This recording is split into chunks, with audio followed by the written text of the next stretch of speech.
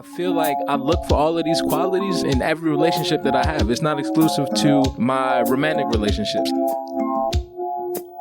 And my friends, like, I look to spend quality time with my friends. I look for acts of service in my friends of like, yo, my homie ain't had to do this for me, but he pulled up because he did it, because he got love. You know what I mean?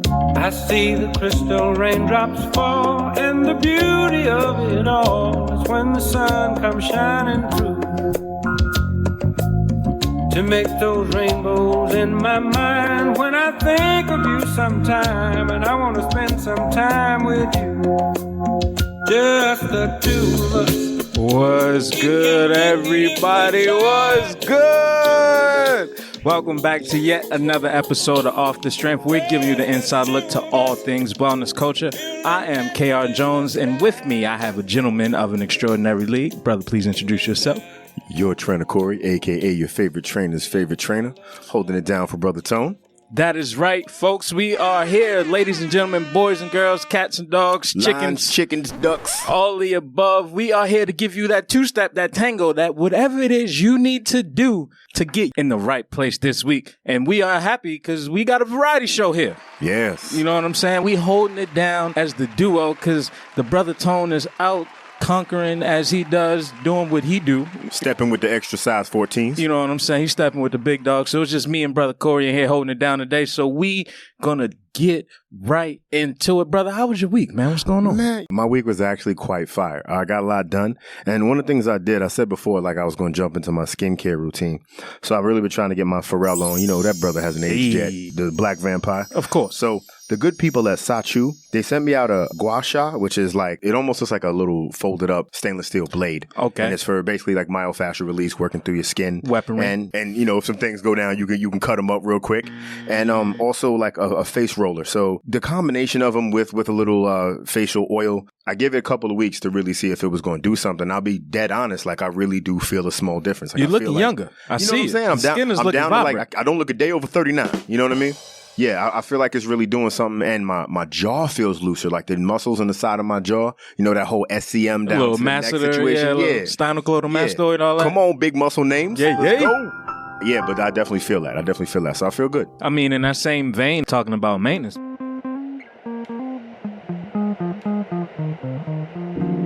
Man, I went and got the locks retwisted over at Napstar. You know, I see you. You know, I'm still a Napstack. You know, it's been a minute, but I'm still in that category. Shout out to the beautiful ladies in Napstar. You know what I'm saying? So I got the lock retwisted. I went to go see my man Ron. Got the line up. Shout out to Ron. So you know, when you get the retwist and the line up, you getting the double back. You gave your whole day to beauty. Yo, who's that? Who's this? Yeah, me old word. I'm feeling like Busta Rhymes with the locks back in the day. You know what I'm saying? They up and they hanging. It's up and it's stuck, brother. If you know what I'm saying. Quite pineapple-y. On top of that, man, I got a chance to hit Trader Joe's on Tuesday, and I was listening to a playlist called Trader Joe's on Tuesday, actually, by the homie Corey Towns, man, and it took me all over the place. A lot of Benny the Butcher, some Larry June in there, some Conway, some Currency, all of that, but it was solid to be able to get my grocery shopping. So you was walking through Whole Foods. So Trader Joe's feeling real gangster, just bumping people. All up in TJ's with the PJ. Run your organic avocados. All the above. I'm running it from the top, you know what I'm saying? But it was a solid week to be able to go back to a grocery store I ain't been to in a minute because, you know, I was playing the hood because the pandemic, you know, we in the middle of this parallelogram, you know what I'm saying? So perpendicular. Right in the middle of this perpendicular. I had to stay perpendicular with it. But nonetheless, the week has been solid, man. So, you know, I think it was more along the lines of having that chance to see the people, to talk to the people. I think we need to ask the people. Better yet, let's ask the professionals. Corey, man, go ahead and lay it down on us. What's going on with the layup? What's up? First question is going to be coming from the pros. So this is coming from trainers, from fitness professionals asking these questions. So what questions should I ask a fitness company when applying for or getting a new job? Like, what's the questions I should ask if I'm trying to really know if this is the spot for me? For me, it would be more along the lines of the pay structure, right? So I need to know, is this going to be a salary base? Is there room for a bump in pay? Is there going to be a space for bonuses? And what do I need to do to get this bonus? Is this going to be quarterly? Is this going to be annually? Like, I need to know all of these things in line before I go in so I can have an idea of how much money I'm making, I can have an idea of, is there growth opportunity along that way too? I think all of these things add to what I want to know as baseline knowledge before I sign any dotted lines, before I get into any paperwork. That's just me. I don't know about you, brother. How you feel about that? Before you go to ask a question and know what questions you want to ask yourself a couple questions. Number one, what's my real understanding of my value and what I need out of this space? Not what they're trying to pay me, but what I really need them to pay me to know if that's even the spot for me. What can I get out of in the future? So you want to know what your idea of what your future goals are. What are you looking at in a 2-year, 5-year plan before you walk up in this spot and start putting your time into it? Because once you invest in the space, you're giving them your time. So am I going to get what I get back out of it that I need? And then finally, how do you feel? And it's the thing people miss. How do you want to feel at work? Do you want to feel camaraderie? Do you just want to go in and go? Do you want to feel a connection? Do you want to feel like you can move forward? Do you want to feel like you're learning? Figure out how you want to feel and then find out if in that conversation and inside that space, you are catching that feeling. Speaking on that feeling, man, one of the secondary questions I love to always ask whenever I'm in that interview position is, what is the worst part of your job? Word. So if I'm talking to somebody there and I'm literally just candidly, tell me the worst part of your job. What do you go home and hate, or what would you change if you could? And depending on the answer that person gives you is going to give you an idea of that company culture, and if you're a good fit or not. I want to answer for what I think Tony would have said. Tony would have said, if you want these answers, you're going to have to pay. Cut me this check and it will tell you everything you want to know. TCB. Then you CTC, and then we're going to be all right. Facts. Question number 2 is coming from the civilians, the non-fitness folks. And this is, what do I do for recovery if I don't like yoga? If yoga's just not my bag, I don't really feel it. What do I do for recovery and stretching and that type of thing? First thing I'm going to say is you need to learn about your body first, right? You need to learn more about your anatomy, your muscles, what they do, what they can't do, why are you in pain, why aren't you? Then from there, if you're looking at recovery, then you need to specifically look at stretching. So I would look at the 2 different types of stretching. Like there is static stretching, there's dynamic stretching, and the differences between the two, because recovery isn't yoga, and yoga is not synonymous with stretching. I hate when people confuse the two. They are 2 different things. Yes, you can become more flexible by doing yoga. No, yoga does not inherently give you more flexibility. Is there a product or a tool that they could reach out for that would help them with recovery or any kind of thing like that you know of?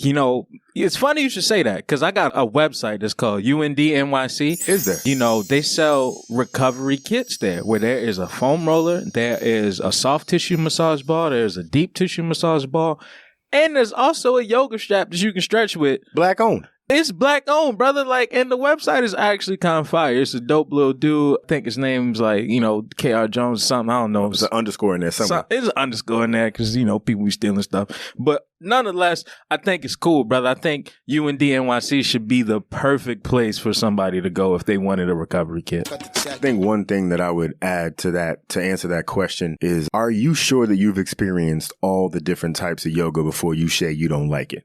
A lot of times we say we don't like a thing and we've done it once in one place, but you have to look at what modality it is, because there's a lot of different types of yoga. And what also matters a lot is, who is your instructor? Who's your practitioner? Who are you working with? Again, let's go back to that feel. Do I feel like this is the person I want to rock with? Because that yoga experience is a personal experience. There's some spirituality in there if it's being done right.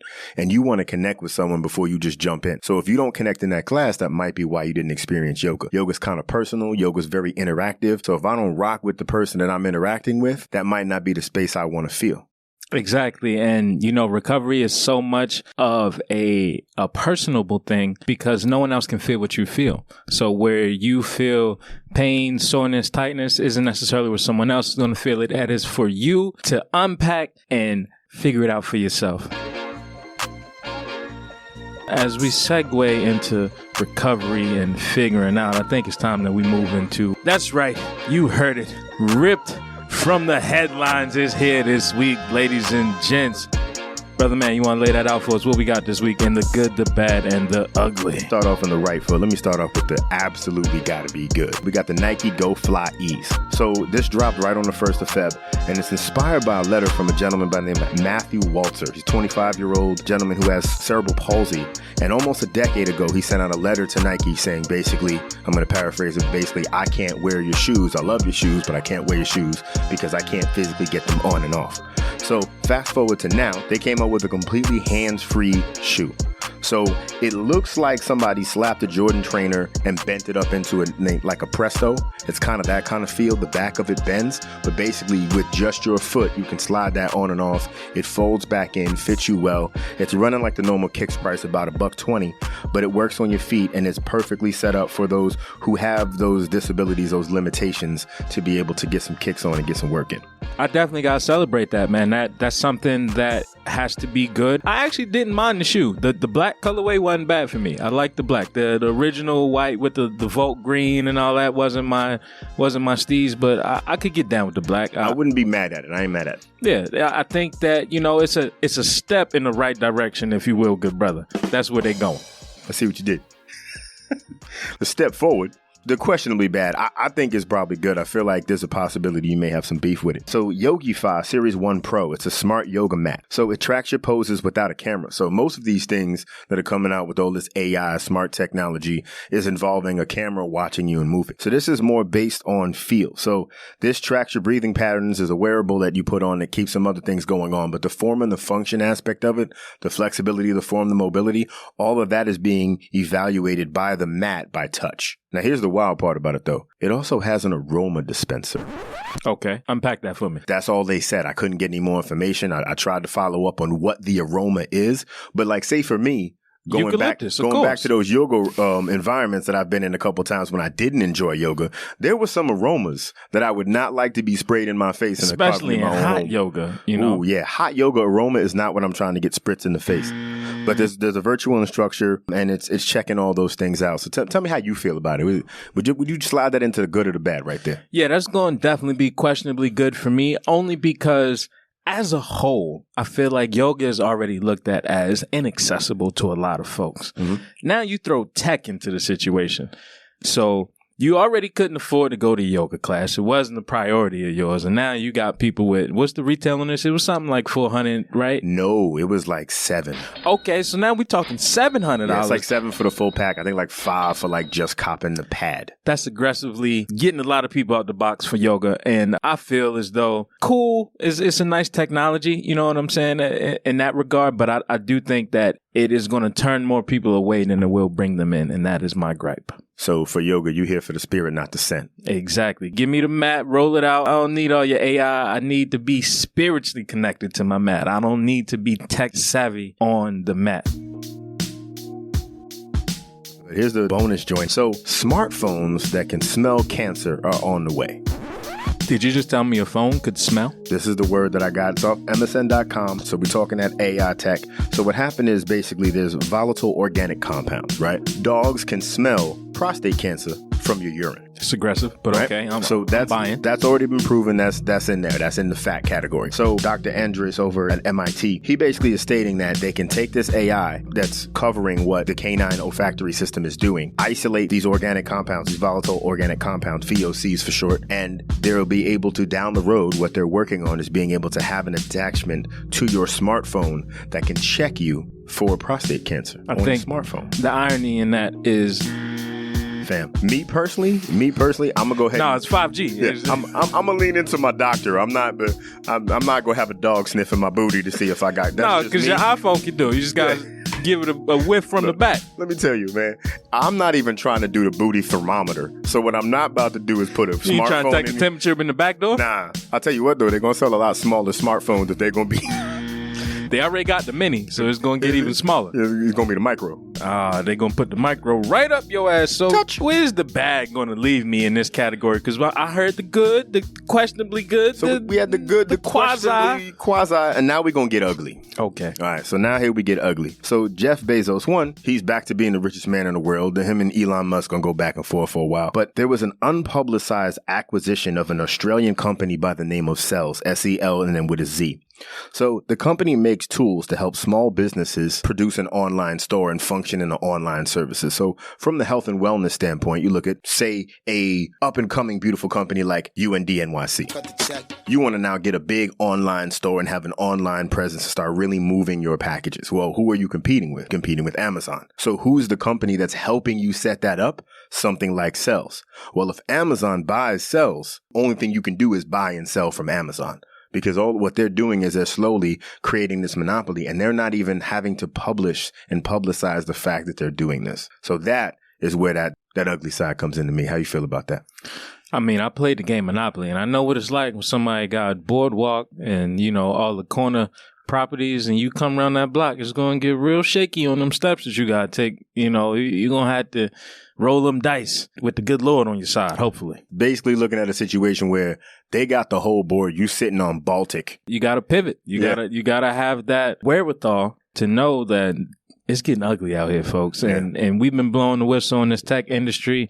And with companies like Amazon and Google stepping into the health and wellness from the tech side, just last week, Brother Tom was talking about Tim Cook and Apple wanting to have their stamp or their legacy be in wellness, which is wild. Not only stepping into wellness, but now stepping into how you can sell wellness to your people. I feel like after some nastiness like that, man, we got to clear this up a little bit. So without further ado, Brother Corey, can you give us a moment of clarity, please? Well, thank God for granting me this moment of clarity. This case for this week, it's actually going to be off what I've seen on social media from posts and responses. So Michael B. Jordan for Valentine's Day for his lady. MBJ? Yes, sir. So Michael B. Jordan for Valentine's Day for his lady, Lori Harvey. He rented out an aquarium. She's a fan of turtles, so he rented out the whole aquarium so they could kick it in there real fly. That makes sense. Right? And then he got her not a Hermes bag, but some stock in Hermes. Real flex, real fly, right? So from that, I saw a plethora of posts and comments talking about, oh, this is goals. Primarily women, but a lot of men and women speaking on the effort and then trying to give a comparison between the effort that they're receiving and the effort that they commonly see in an effort from a gentleman like Michael B. Jordan. And that's really what I want to kind of unpack, because I sort of felt a little bit away, and I feel like we need to have some clarity and understanding about this situation. Lay it on me. So first off, I want to preface by saying I don't know Michael B. Jordan. I have no beef with the gentleman. His movies are dope. I like the dude. Never met Lori Harvey. She seems like a pretty lady. But let's get into this. So first off, don't throw away greatness in the pursuit of perfection. Let's give a perspective. Michael B. Jordan has a net worth of $25 million. That's it? That's it right now. Ain't nothing, you know what I'm saying? You know, yeah. What you sitting on? All right, cool. So most of the time your net worth might be $25,000, $2,500, $2.50. The average American is sitting somewhere between less than that and a negative, in right? debt? Yeah. So you talking about millionaires, thousandaires, and ain't got nothing but airs, right? Romance does not have a dollar value, right? You're talking about intention, execution, and specificity. And what I mean by that is how much effort was put in, and then add that into something that fits your love language. Is it a universal gift or something specific to you? Can that gift go to anybody and everybody be like, that's fly? Or is it something that really hits your heartstrings and talks to you? Obviously, renting out an aquarium is dope, but he could have had his assistant do that. That's some money spent. And buying stock, that's like me handing you cash. That's what Harden did for Lil Baby. When you keep it in that perspective, put that into place when you do your next Valentine's Day gift evaluation on what you got and what you received and what happened.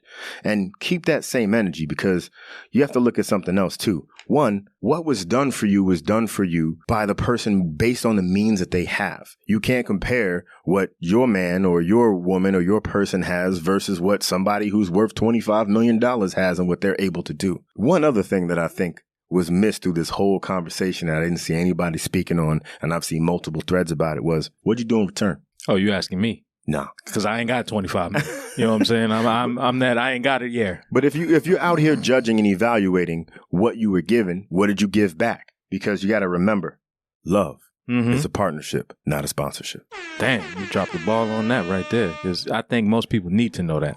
As the spiritual advisor of the show, everybody has their specific love language. So for you, what's the way to reach you to get to Brother Jones? If somebody out there as a fan wants to show you some love or wants to reach out and connect to you, what's your love language? What's your connection point? First and foremost, I would like to say that if you are not up on love languages, that is something that you should do. be sure to go read that book. Even if you're not reading the book, Google it and look and see at the different ones to see where you can identify. Secondly, I would say I have a top 3 love languages out there. Talk on it. First is going to be quality time. I need that QT. Time is one of the most precious assets that we have as humans. And if I'm giving you my time, you better believe it's going to be worth it, because time is money and I ain't got it to waste. You know what I'm saying? Now, number 2 is going to be acts of service, which you were talking about before.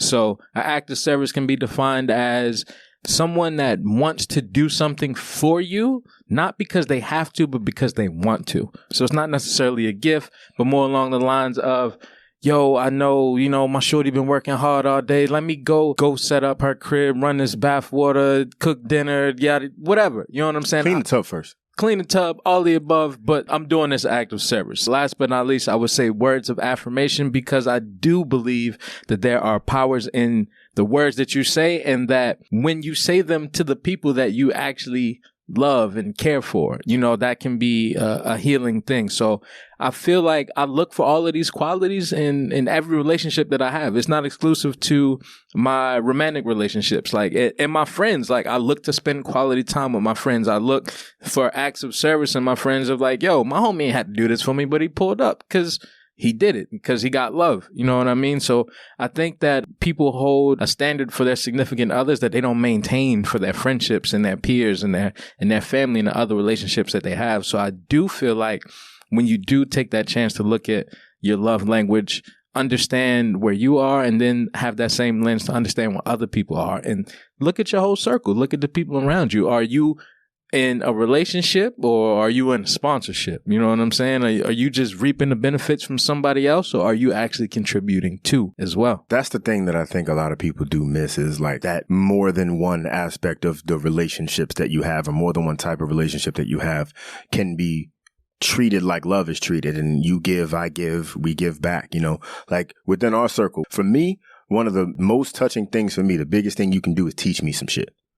If you teach me something new, I mean, I'm a fan of acts of service, but if you teach me something new and you help me learn, because learning is one of my great joys, then I feel like you've given me something. And one of the things I could definitely say from this business relationship that we have and this brotherhood that we have between the 3 of us, I'm always learning some new things. I'm learning about myself. I'm learning from these people. I'm learning what's being said. And I think that's the love that I need to receive, is that learning. 2020 was a year in which we had the opportunity to learn about yourself, for sure. Like, this was a time when you had the opportunity to refine the roles that people play in your life, and I think now more than ever that check-in is important to understand where you stand relationship wise. Like, I think about last week I went out, I woke up, I had a client that I trained virtually. Immediately hopped in the car with a couple of my homies. We went out shopping, went to Woodbury Commons. As soon as I got back, dropped off my bags, and then got up with a few more of like my New York family. We had dinner, and I'm sitting at the table, we laughing, we joking, we kikiing, and I'm like, damn, I didn't have a moment to myself today.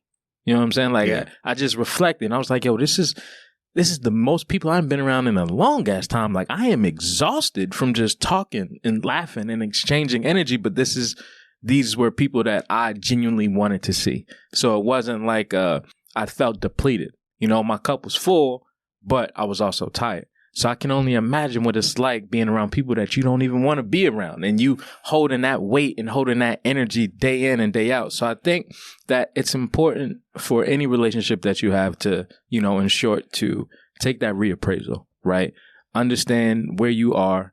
What are you contributing? Is this going to be something that's mutual? Are we all in alliance, or is somebody a bad link in the chain? You know what I mean? Is there a disconnect? Is there somewhere where we just not seeing eye to eye and we haven't had a conversation about it? So maybe you need to have that conversation. That's what's up. And I'm glad you got a chance to get that off your chest. Of course. To lift it off your chest, if you will. Oh. Raising it off your chest. Just a little bit higher. Like, can we get much higher? Yo, that note. My bad. I had to get that one off, man. You know what? We gonna slide right into raising the bar this week. I was speaking on musicality because that's what that note was right there. You can't tell me otherwise. Nonetheless, let's talk about Anderson .Paak and the Free Nationals, man. Did you get a chance to check out the Grubhub series Sound Bites. And I did not, but it sounds like I need to. man, so Grubhub partnered with Anderson .Paak and the Free Nationals, and they did a music series called Sound Bites, comparable to like a Tiny Desk concert that NPR was doing, but this is with Grubhubs. I thought it was dope because I have yet to see a food company take a pivot like this into the musical realm. Not since Rap Snacks. I love a good rap snack. The Quavo chips, the barbecue joints was fire.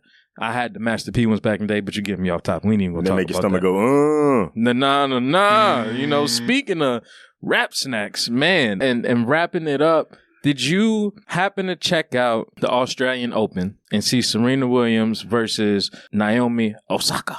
I caught the highlights because I'm a huge fan. Got it. Shout out to Corda. Of course, man. I watched it live, man, and it was really, again, one of those changing of the guard situations. Like, to see someone who has won, religiously in a sport face a competitor who studied you. It's like you playing your younger self right now. Kobe versus Jordan type of situation. And to see Naomi rise to the occasion, the serve she was getting off, I was like, fam, they out here working, not for nothing. I feel like tennis isn't highlighted enough, but as far as individual sport, it might be one of the hardest sports to play just off of the dexterity you have to hit the ball with the tennis racket, the ground you got to cover, the speed of which is coming back and forth. Like, that's a difficult sport to play. So shout out to Serena. Shout out to Naomi winning. Serena, keep on going, girl. We see you out here. You a mom and you still putting on in the Nike, the one leg out. You seen the one leg out? The one leg out with a 3-year-old. Talk to him. Looking like Marion Jones, and if she played football, you know what I'm saying? Because Serena got that build. Serena got that thigh. I'm a huge fan of them thighs. We ain't even gonna talk about her thighs because she is a married woman. So we gonna talk about this Under Armour partnership. I gotta shout out the homie Devin Allen, man. Devin Allen is a photographer that was known for the Freddie Gray protest that took place in Baltimore when Baltimore was on fire, man. There was a riot going on, and there was a photo that made the Times of a young boy running from a line of police in riot gear. And Devin Allen was the one who took that photo. And he has been taking ridiculous artwork ever since. He's just been out here. So he actually partnered with Under Armour and has his own shoe. I want to say it's a line. So there's a running shoe. I believe there's a basketball shoe that goes with it too.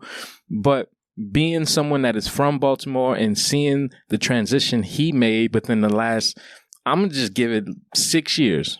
6 years from now to where he was has been truly great to see. He shot all of the visuals. So I think that's a different type of partnership as well. When you are partnering with a photographer and then a shoe is coming out, that's something I haven't really seen before. I can't say that I've seen a photographer shoe. That's what I'm saying. But when you think about the physicality that a photographer has to go through, especially capturing sports, like Devin is known for a lot of work with like Steph Curry and with Cam Newton when he was there. Shout out to the homie Will Barton, who was Under Armour sponsor too. Shout out to Claire. Claire is definitely with Under Armour too. So shout out to her. What up, Claire? Yeah, but it's great to see brands pivoting and supporting the true artists that are telling good stories. Now, speaking in that same vein of telling good stories, the homie Weege Theodore, man. Weege F, baby. The Brooklyn Circus, Gentlemen of Extraordinary League is back again. The OG of the OGs. He is back again, man, and he just partnered with Jack Daniels, the Tennessee, the Apple Jack Daniels. And the bottle, because it's different than the regular bottle. The green joint. It's the green bottle. So, Weege came through like, yeah, man, we're going to make this green varsity. That's the only way I can tell the story. I'm like, okay, I see it. He got the Big Apple drop. No, it's fire. That's a solid green right there. Yeah, that's flames. That's the money green. I don't even want to know what the price tag is on that. That's money. I'm trying to show up and get that player price. You know what I'm saying? Let me get that player partner price, baby. What's up? Weege, we talking to you, baby. We just shouted you out for the Tom Snyder, and Champion collab, and now you back again with the Jack Daniels. So shout out to you for creating that dopeness, man, and keep thriving. And I think that if I were to support that man, you got to support him. But if I was to get one of them jackets, man, I think I would probably be relaxing responsibly in it. you feeling about that? You know what? That is a nice relaxed responsibly jacket. Right? You know what I did? I relaxed responsibly outdoors. I told y'all before I did the frolicking in the snow the last time, right? Of course, we got a lot of that. Yeah. So we got a lot of snow and a lot of frolicking. So this time what I did was I went out when there was nobody out there, because by the time it snows like the third time, nobody's here for it. It's just kids and sleds. Nobody else wants to. Ain't nobody else. Yeah, so I got myself out there. I got out in the snow. I let the snowflakes hit my face, and I did some meditation in the snow. You know how when you focus on meditation, sometimes you try to push everything away, right? So instead, what I did was I focused on the touch, the sensation every time the snow hit my face, and every time the snow hit my body, and I just connected one contact to the next contact to the next contact, and that's how I let myself fade into my meditation, and it was beautiful. I learned a lot for myself, for real. That sounds quite relaxing, good brother. It was. I came out of there feeling great. Cold as hell, though. Oh, yeah, for sure. I was brick, because I wasn't feeling how cold I was. You was laying down? No, I was standing, but I just stood still and was this there?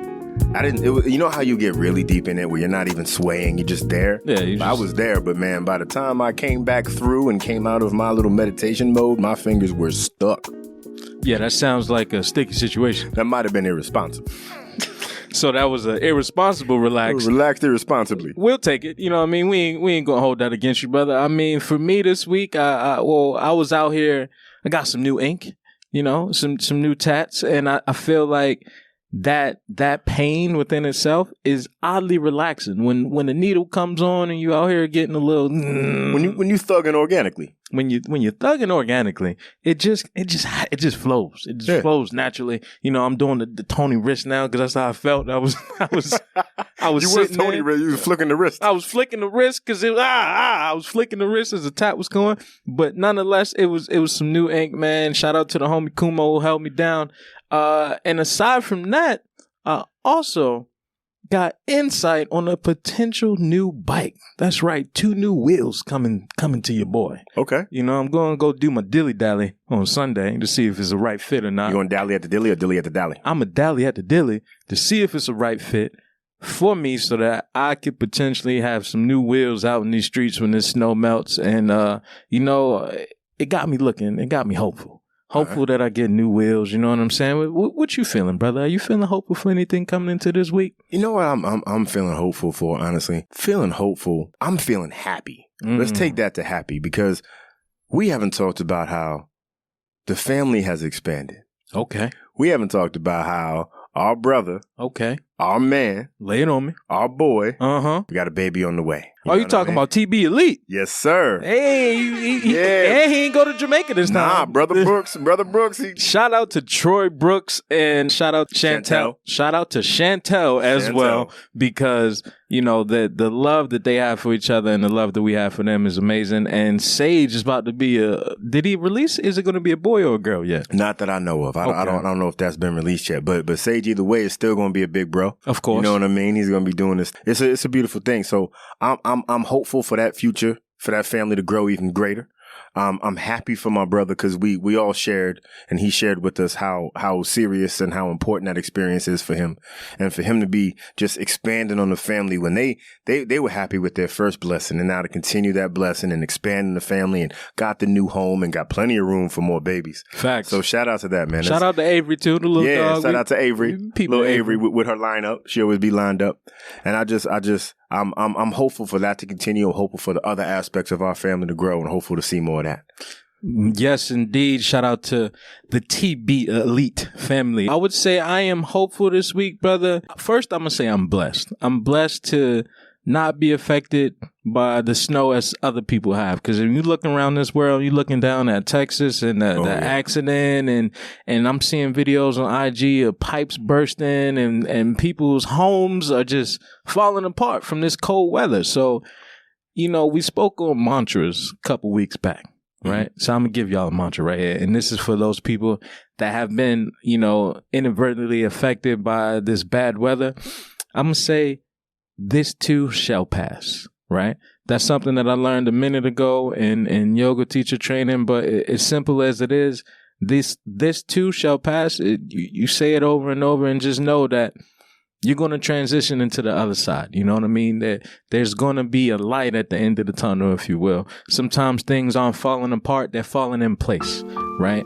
And I think with that attitude is how you move forward. So I'm sending my love and affection out to anybody that was out there and affected by the bad weather, the storm. Like, keep pushing. The sun gonna come out, because when it came out, what was that, Wednesday or something? Everybody was outside. I seen people on bikes, the snow. Sliding in the slush. All that. And then the snow came again, but just know that this too shall pass, and therefore, you can put your best foot forward and continue on throughout this week. I mean, Brother Corey, is there anything else that we got to throw on these people? Because it's just me and you now, and Tone ain't here, so we can say whatever we want to say at this point to the folks, you know? No, we can't, because he's going to edit half that. Of course he's going to edit it, but if I'm giving you the floor. Is there anything else that you want to leave the people with? I tell you what, I want to leave y'all with this right here, and this is something that I want y'all to really spend some time and focus on. And I think we've had a lot of people share some stuff back and tell us, this affected my life this way, this affected my life this way. And one of the things I did was go back and listen to some of our older shows. One, to improve and get better, because that's how you always get yourself better, is by looking at what you did in the past. But also by looking and seeing if I was following that same advice. If I was following the advice that I've been given.